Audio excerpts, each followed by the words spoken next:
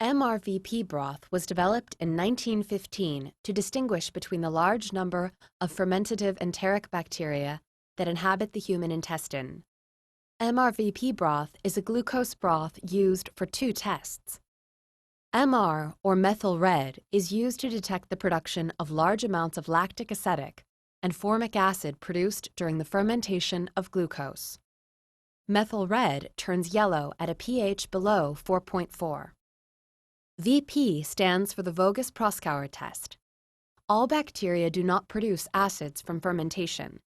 The VP reagents detect the production of a 3-carbon alcohol called acetoin. Label 2 mrvp tubes for each organism to be tested. We will be working with Proteus vulgaris, but the organism used in your lab may be different. Obtain an inoculum using a sterile inoculating loop and inoculate the 2 tubes. Flame the loop and let it cool.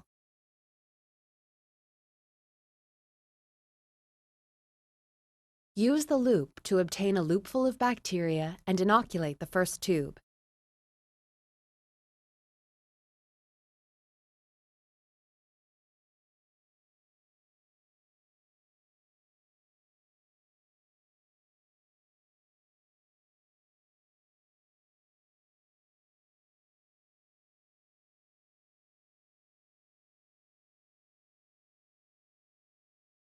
Flame your loop, let it cool, and repeat the procedure to inoculate the second tube.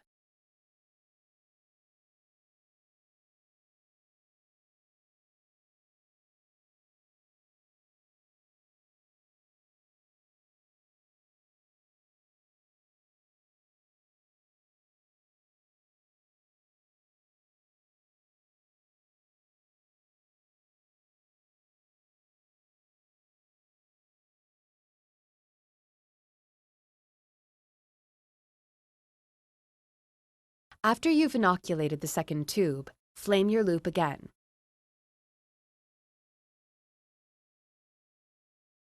Incubate both tubes at 35 to 37 degrees Celsius until the tubes have been incubated long enough for the bacterium to fully catabolize the substrate sugar, usually 48 hours.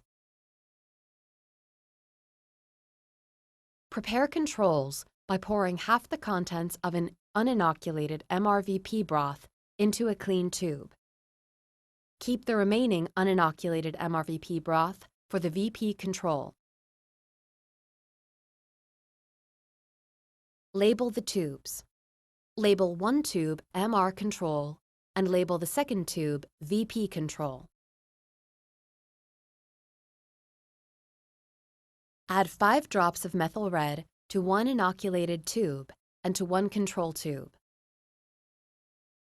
The number of drops will depend on the volume in the tube.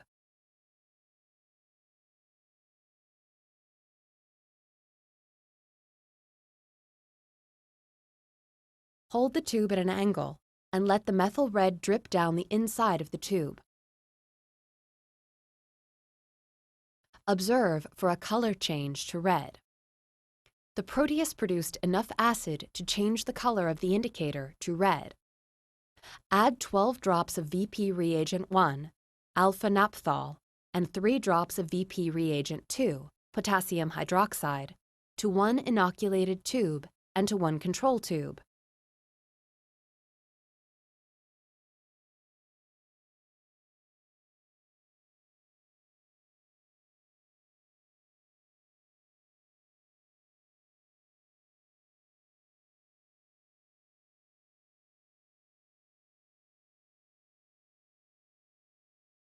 Cover each tube with a parafilm square. To cover the tubes with parafilm, use scissors to cut a small square of parafilm. Remove the backing from the parafilm and put the parafilm over the top of the tube. Stretch the parafilm down towards the base of the tube. As you stretch the parafilm, begin to wrap it around the tube. Smooth the parafilm so that it sticks securely and provides a tight cover. Carefully shake the tubes side to side, not up and down. You can also use a vortex set to low to mix the contents of the tubes. Remove the parafilm from the tubes and discard the parafilm in a biohazard bag. Leave the caps off the tubes and let them stand for up to 30 minutes. If bacteria produce acetoin, a red color will develop at the top of the broth. Remove the labels and dispose of the tubes properly.